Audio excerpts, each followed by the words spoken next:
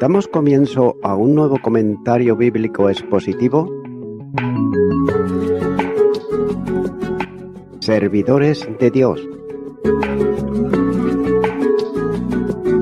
Quien te habla es Manuel Cornejo.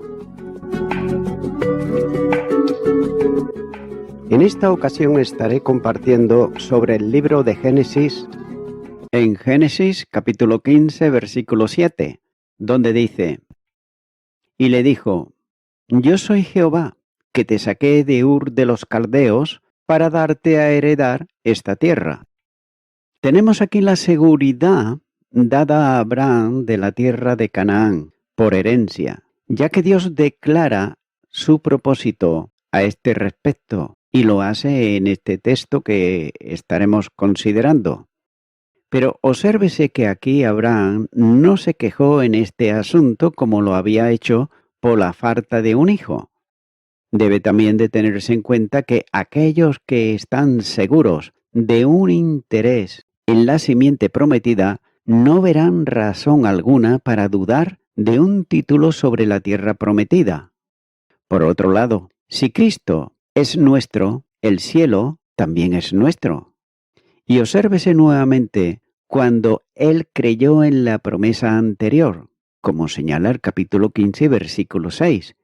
Entonces Dios le explicó y ratificó esto, ya que al que tiene, mejora lo que tiene, y más se le dará. También hay que considerar que son tres cosas las que Dios aquí le está recordando a Abraham para animarlo, con respecto a la promesa de esa buena tierra. En primer lugar, lo que Dios es en sí mismo, cuando le dice: Yo soy el Señor Jehová, y por lo tanto puedo dártelo, porque soy soberano, Señor de todo, y además tengo derecho a disponer de toda la tierra. Por tanto, puedo dártela, sea cual sea la oposición que se presente, aunque sea por parte de los hijos de Anat. Note que Dios nunca promete más de lo que puede cumplir, como suelen hacer por otro lado los hombres, que prometen más de lo que pueden cumplir. Es por eso que dice: te cumpliré mi promesa, ya que Jehová no es hombre para que mienta. En segundo lugar, es lo que había hecho por Abraham, ya que él lo había sacado de Ur de los Caldeos, del fuego de los caldeos, y también de sus idolatrías, porque los caldeos adoraban fuego, o también de sus persecuciones.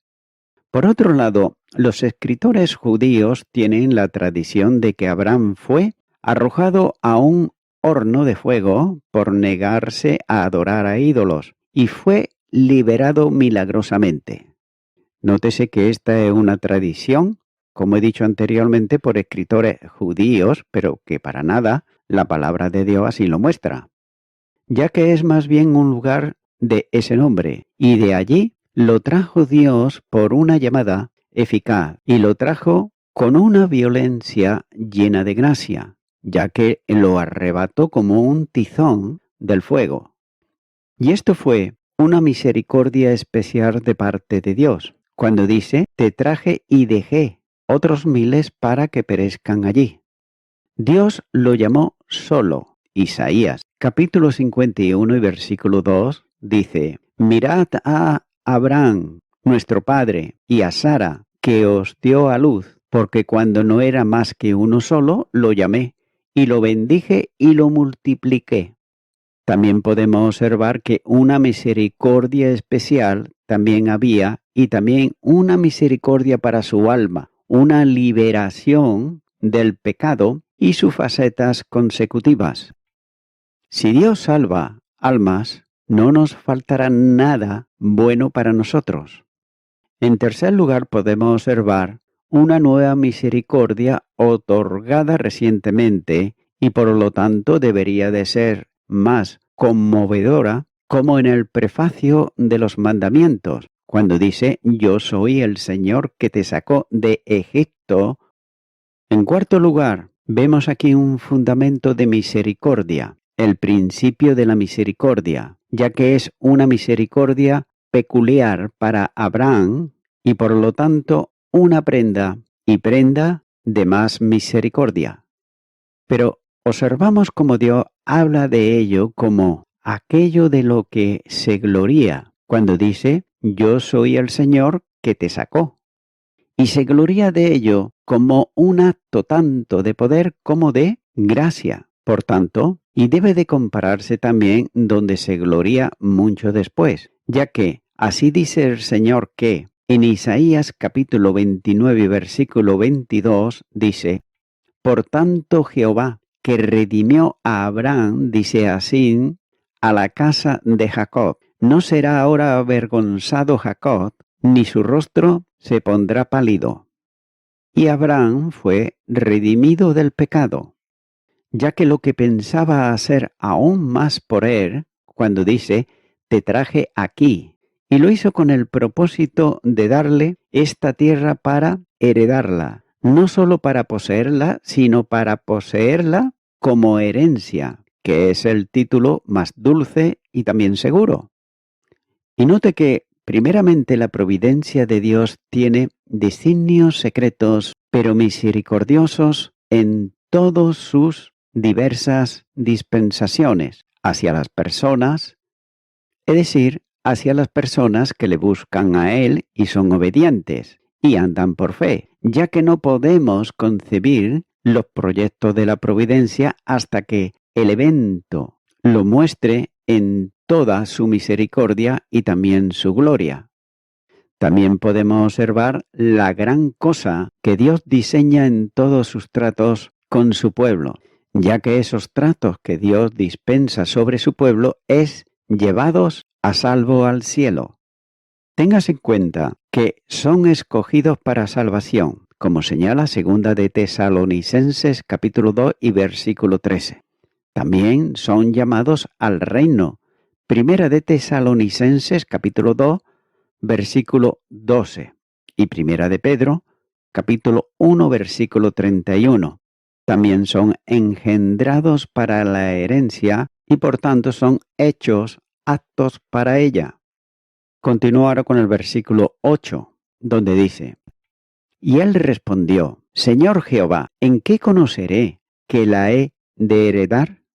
Nótese que Abraham desea una señal, cuando dice, ¿en qué sabré que la heredaré?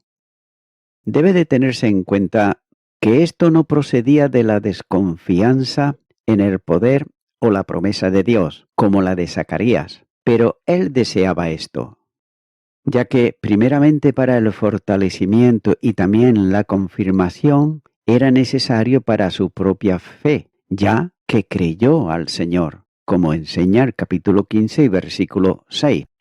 Pero aquí le dice al Señor, Señor, ayúdame contra mi incredulidad. Y también en Jueces capítulo 6 versículo 36-40 y el segundo libro de Reyes capítulo 20 versículo 8 y 10, él creía, pero deseaba también una señal que atesorara para la hora de la tentación, sin saber cómo su fe podría, por un evento u otro, ser sacudida y también probada. Nótese que todos necesitamos y debemos desear la ayuda del cielo para la confirmación de nuestra fe, y también debemos de mejorar los sacramentos que son signos instituidos para ese fin. En segundo lugar, también era necesario para la ratificación de la promesa a su posteridad, para que ellos también sean inducidos a creerla. Tenga en cuenta que aquellos que están satisfechos deben de desear que otros también estén satisfechos de la verdad de las promesas de Dios. Juan envió a sus discípulos a Cristo, no tanto por su propia satisfacción como para la de ellos. Por otro lado, también Canaán era un tipo del cielo. Nótese que es algo muy deseable el saber que heredaremos la Canaán celestial, es decir, ser confirmado en nuestra creencia de la verdad de esa felicidad y tener las evidencias de nuestro derecho a ella más y más aclarada para con nosotros. Continúa ahora con el versículo 9, donde dice, y le dijo, tráeme una becerra de 3 años y una cabra de 3 años y un carnero de 3 años, una tórtola también y un palomino. A darle el Señor esta instrucción, Dios estaba comenzando la ceremonia, ya que este sería un pacto incondicional, lo que significa que Dios se comprometió a cumplirlo independientemente de lo que hiciera Abraham, ya que no se requería ningún compromiso de Abraham para que el pacto fuera válido. Por otro lado, los animales que Dios le ordenó a Abraham que sacrificara en este pacto eran los mismos que más tarde incluiría también en la ley que le reveló a Moisés. Las leyes de los sacrificios eran complejas y también exigentes, pero lo único que permaneció constante a lo largo de toda la ley fue que sin el derramamiento de sangre no podía haber remisión de los pecados, como nos enseña Hebreos capítulo 9, versículo 22. Y casi todo es purificado, según la ley, con sangre, y sin derramamiento de sangre no se hace remisión. Continúa ahora con el versículo 10, donde dice, y tomó él todo esto, y lo partió por la mitad, y puso cada mitad una enfrente de la otra, mas no partió las aves. Las instrucciones involucraban a animales que posteriormente formarían parte de los cultos levíticos y el arreglo también de los animales y el rito en sí sugieren la manera de hacer pactos entre los caldeos. Jeremías capítulo 34 y versículo 18 dice, y entregaré a los hombres que traspasaron mi pacto, que no han llevado a efecto las palabras del pacto que celebraron en mi presencia, dividiendo en 2 partes el becerro y pasando por medio de ellas. Nótese que un pacto es establecido y Dios condesciende para que sea hecho según la manera que los pactos en aquellos días, particularmente los caldeos, ya que las partes contrayentes pasaban por el medio de los sacrificios divididos y eso podía implicar que una suerte semejante, es decir, ser muerto, ocurriría a los animales de quien incumpliera el pacto. Pero una notificación del procedimiento tuvo lugar en este caso. Ninguno de los 2 participantes pasó entre los animales divididos, ni se sugiere tampoco una amenaza. Quizás hay quien omite el hecho de que Abraham se quedó dormido y una antorcha de fuego que pasaba por los animales divididos se veía. Sin duda, esa antorcha era la presencia misma de Jehová, que pasó por el medio de los sacrificios, indicando así que él se comprometía a guardar todos los preceptos del pacto. Evidentemente, aquella costumbre de formalizar un pacto le era conocida a Abraham, ya que él sabía lo que el Señor pretendía hacer. Note cómo Abraham obedece el mandato de Jehová Dios, divide los animales y los coloca como Dios le ordena, y deja las aves sin dividir, tal como más adelante ordenaría también la ley, en Levíticos capítulo 1 y versículo 17, donde dice, y la henderá por sus alas, pero no la dividirá en 2, y el sacerdote la hará arder sobre el altar, sobre la leña que estará en el fuego. Holocausto es, ofrenda encendida de olor grato para Jehová. Continúa ahora con el versículo 11, donde dice, y descendían aves de rapiña sobre los cuerpos muertos, y Abraham las ahuyentaba. La Septuaginta interpola aquí una cláusula sobre los cadáveres, sobre sus porciones cortadas por Abraham, y Abraham se sentó junto a ellos. Estas aves rapaces han sido vistas generalmente como símbolo de la aflicción de la posteridad de Abraham en Egipto y también de su liberación. Continúa ahora con el versículo 12, donde dice: Mas a la caída del sol sobrecogió el sueño a Abraham, y he aquí que el temor de una grande oscuridad cayó sobre él. Notamos aquí que un sueño profundo, un sueño preternatural, producido por Dios, como también se puede notar en Génesis capítulo 11, versículo 21. Y dice que un horror de gran oscuridad. Por otro lado, la Septuaginta dice que una oscuridad grande y terrible. La Escritura representa visiones proféticas y sueños como cosas distintas. Números capítulo 12, versículo 6 nos dice: Y él le dijo: Oíd ahora mis palabras. Cuando haya entre vosotros profeta de Jehová, le apareceré en visión, en sueños, hablaré con él.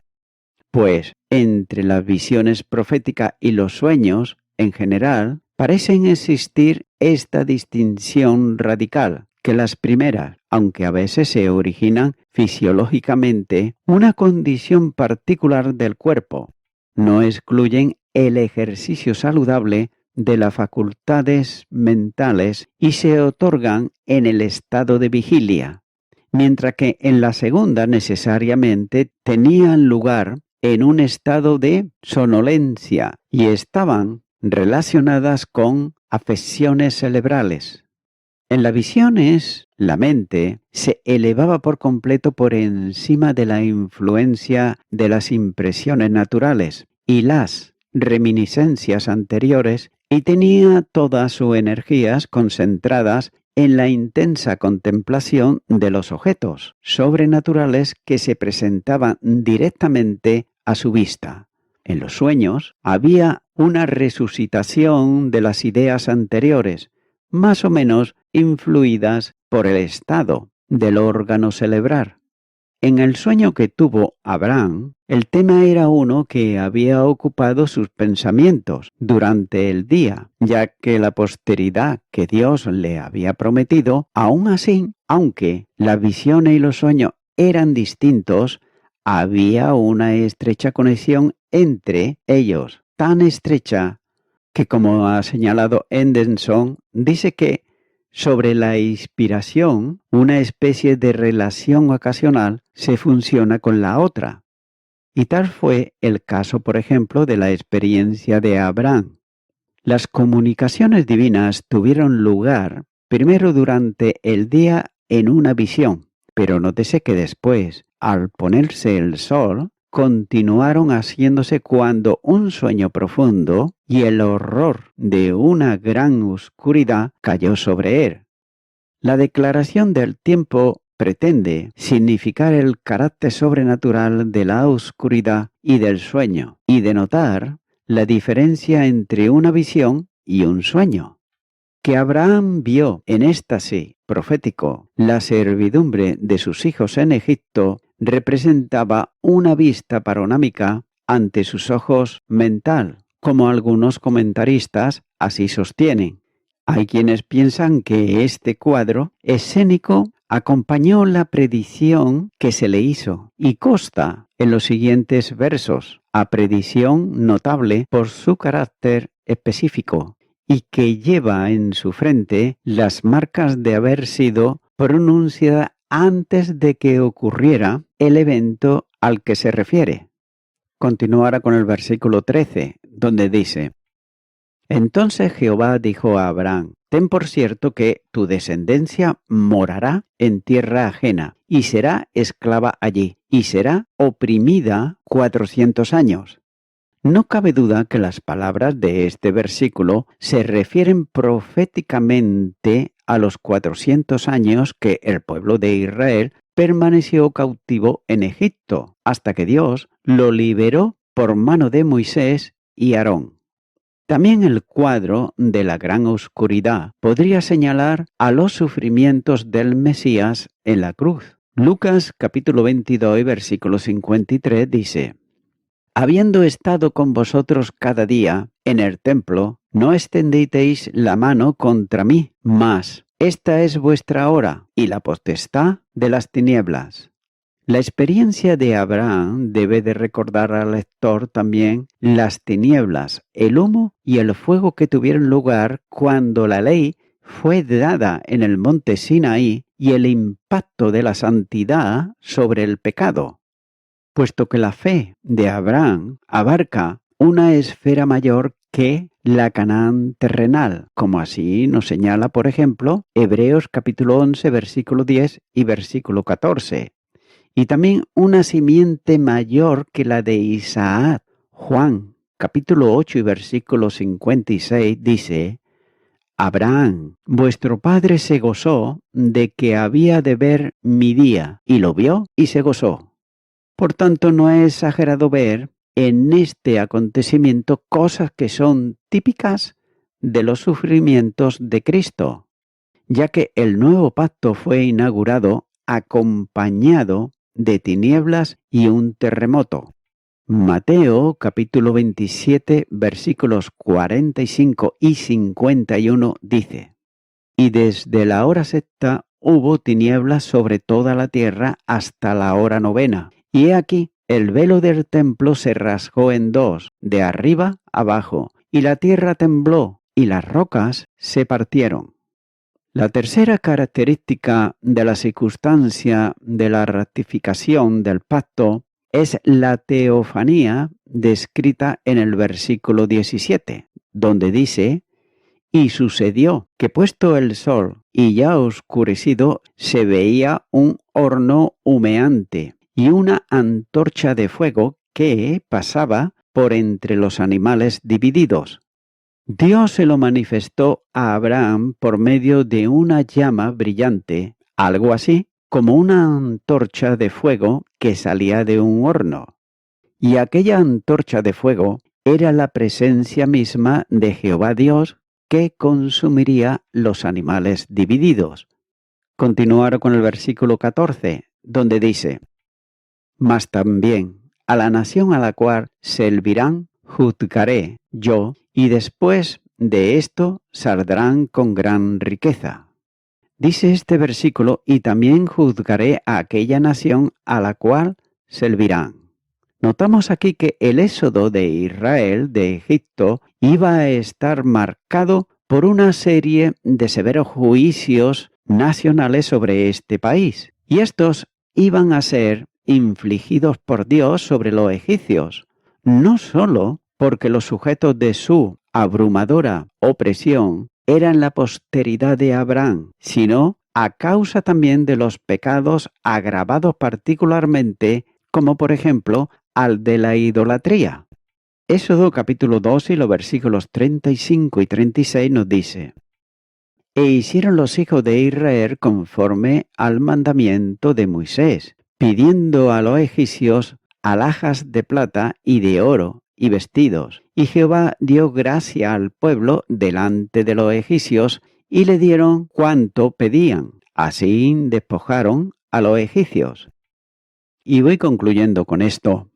Los planes de Dios son más grandes de lo que nosotros podamos entender. Note cómo Dios reveló sus planes a Abraham con respecto a un hijo y una tierra prometida. Y estas promesas fueron inmensamente importantes para Abraham. Sin embargo, en realidad, era una pequeña parte del plan más grande de Dios, que era traer un redentor a la humanidad para liberarnos del pecado y de la muerte. Abraham no pudo haber entendido este plan mayor, pero sin embargo, su decisión de obedecer o desobedecer tendría profundas manifestaciones. Note que Abraham puso en peligro el plan de Dios al dar su esposa a otro hombre. Por tanto, podemos ver cómo la obediencia de Abraham fomentó el plan más grande de Dios y finalmente nos llevó a nuestra propia salvación a través de Cristo Jesús. Y el principio aquí es que debemos de obedecer lo que Dios nos ha llamado a hacer, aunque no podamos ver ni entender todo el panorama completo, ya que los planes de Dios se extienden más allá de nuestras propias vidas y más allá de la historia humana, y lo hace hacia la eternidad. Por tanto, nuestra parte es simplemente confiar y obedecer. Amigo y amiga oyente, Dios tiene para tu vida un plan eterno. Tal vez ahora no lo entiendas, pero la realidad es que cuando una persona acepta a Cristo en su vida, en su corazón, es entonces cuando Dios empieza a obrar en la vida de esa persona. Y esa persona que ha aceptado a Cristo en su corazón es cuando empieza también a comprender el plan divino de Dios para su vida y para la eternidad. Por tanto, mi amigo, mi amiga, oyente, te animo a que abras tu corazón y aceptes a Jesús como tu Salvador. Quizás antes nunca lo has hecho, pero ahora puedes hacerlo y también puedo guiarte en una oración para que sea efectivo, si tú lo haces con un corazón sincero. Ora conmigo y repite y di: Dios eterno, te confieso que soy una persona pecadora, pero ahora vengo delante de ti pidiéndote perdón por todos mis pecados y todos mis delitos. Tu palabra dice que tú tienes un propósito para mi vida, no solamente aquí en la tierra, sino también para toda la eternidad. Lo creo firmemente y ahora te acepto a ti, Señor Jesús, como mi único y suficiente Salvador. Y te doy gracias en tu nombre. Amén.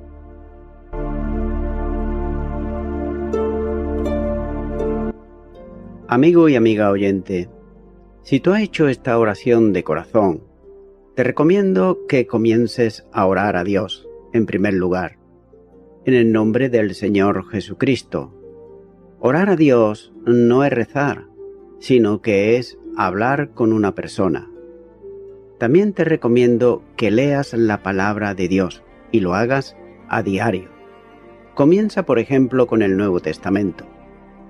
Y también, por último, te recomiendo que para que puedas crecer espiritualmente, te congregues en una iglesia cristiano-evangélica, donde se predique, se enseñe y se practique la sana doctrina y la palabra de Dios.